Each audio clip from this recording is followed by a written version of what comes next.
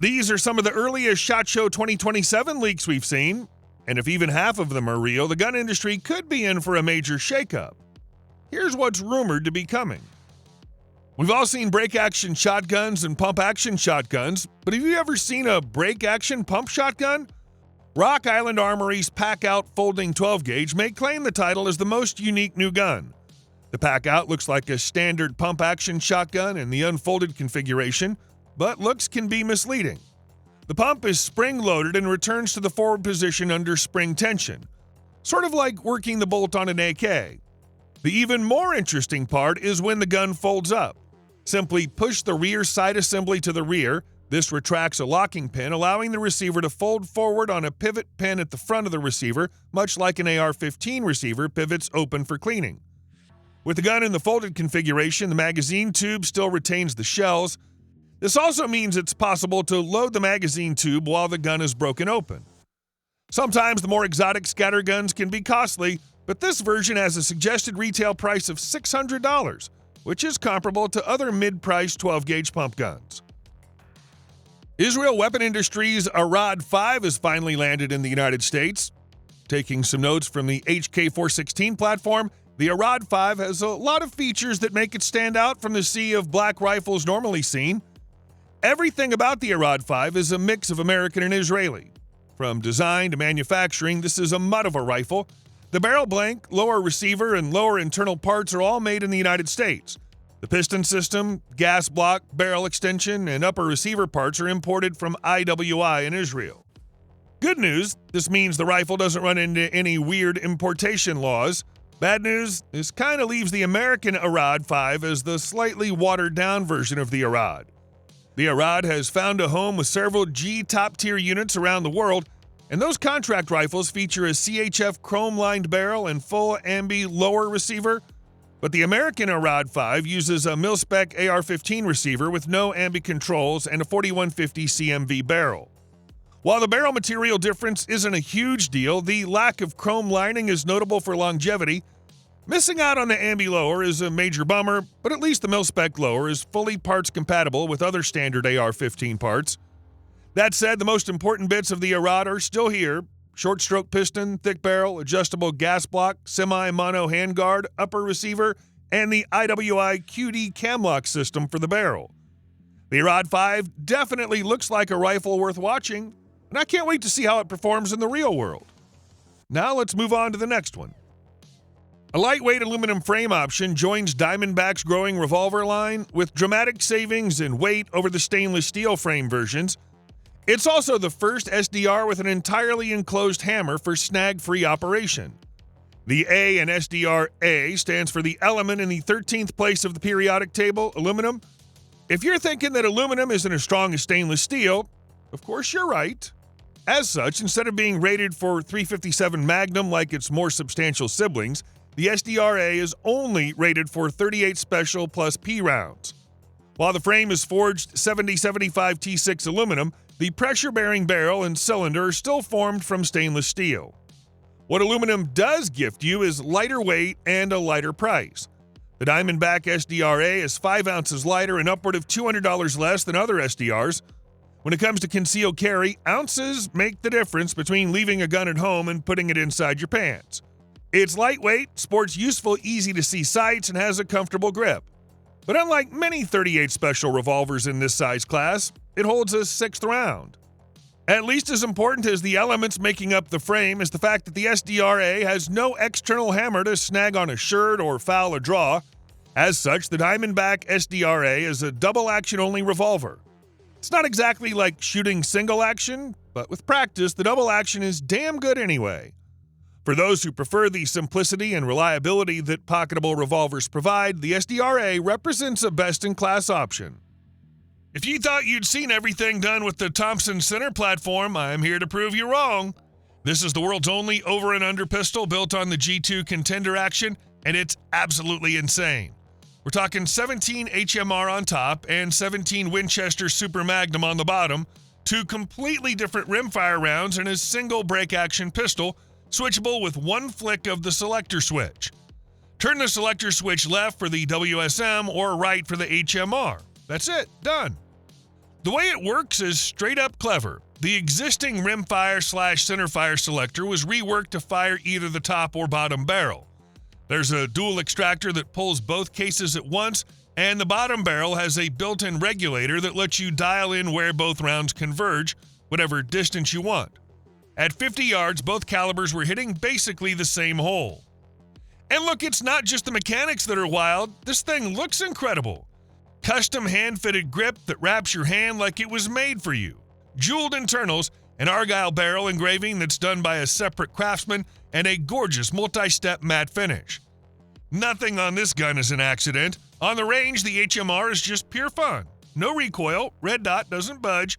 The WSM has a little more kick, but still totally manageable. 2 barrels, 2 calibers, no reloading. Just flip the switch and send it. This is a one-of-a-kind handmade collector's piece that also happens to shoot lights out. The old saying goes, don't bring a knife to a gunfight, but the Meligun MG22 is a knife you could actually bring to a gunfight. The MG22 is a fixed blade knife with a 6-shot 22 LR revolver mechanism built directly into the handle. On the spec side, the numbers are straightforward. The overall length is 12 inches with a 6.7-inch blade made from hardened 440C stainless steel and a 3.5-inch barrel with 6-groove rifling and a 1/16 right-hand twist. The frame is hardened 420 stainless steel and the grip panels are machined from 7075 aluminum. The firing mechanism sits integrated within the handle with a manual trigger and a manual safety. Capacity is 6 rounds of 22 LR. For those who want a bit more punch, Meligun also offers the MG25 chambered in 25 ACP. Note that this is not a concept piece or a prop. It's a real NFA-regulated firearm that you can actually buy, assuming you go through the proper channels. Legally, the MG22 is classified as any other weapon under the National Firearms Act. That classification means no tax stamp is required, but you still need to file the proper ATF paperwork, and it must be transferred through a Class 3 SOT FFL dealer. It cannot be shipped internationally or directly to consumers, so yes, there is homework involved, but you get more than a letter opener once you're done. The base price sits at $1,499 with options to customize the grip, knurling pattern, add a black oxide blade finish, or engrave up to 15 characters on the blade. If there's one thing you can expect from Kel-Tec, it's the unexpected. The company's latest oddball firearm, the KP50, it's similar to their previous P50 design, as they're both chambered for 5.7 by 28 millimeter and feed from P90 magazines, but the KP50's been improved in several ways. The first key improvement is that the magazines now insert from the bottom of the KP50 and they're drop-free. It also features a much nicer machined lower receiver and uses a Kel-Tec SU-16 trigger group.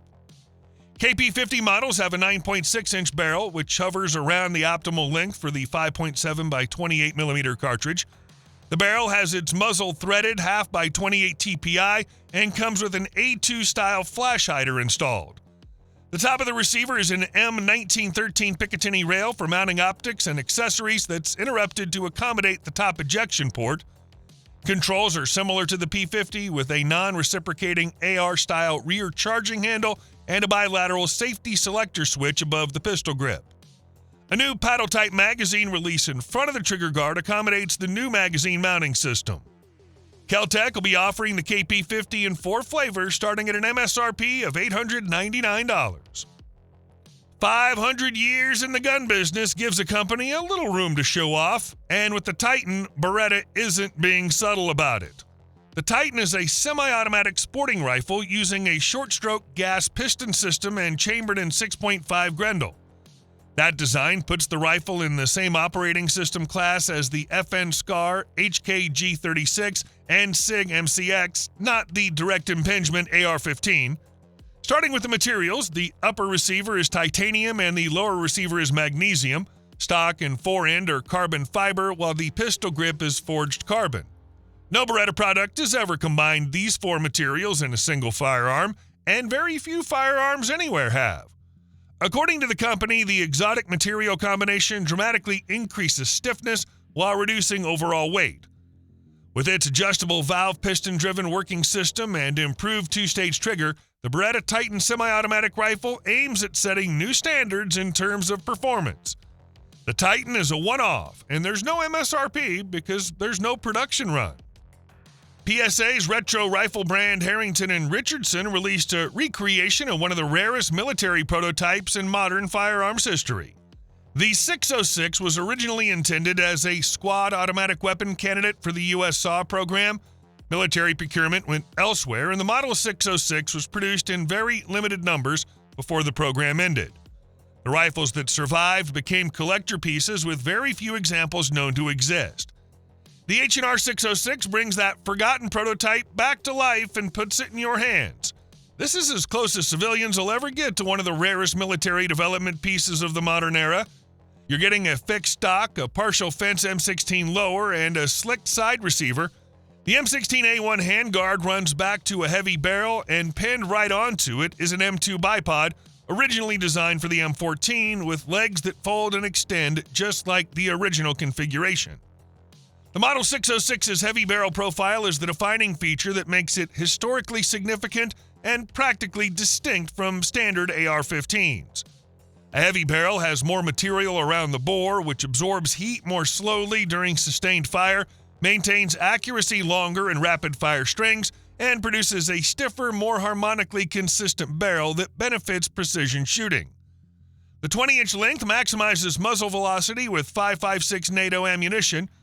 At the muzzle, there's a 3-prong flash hider threaded half by 28, so it's suppressor ready right out of the box.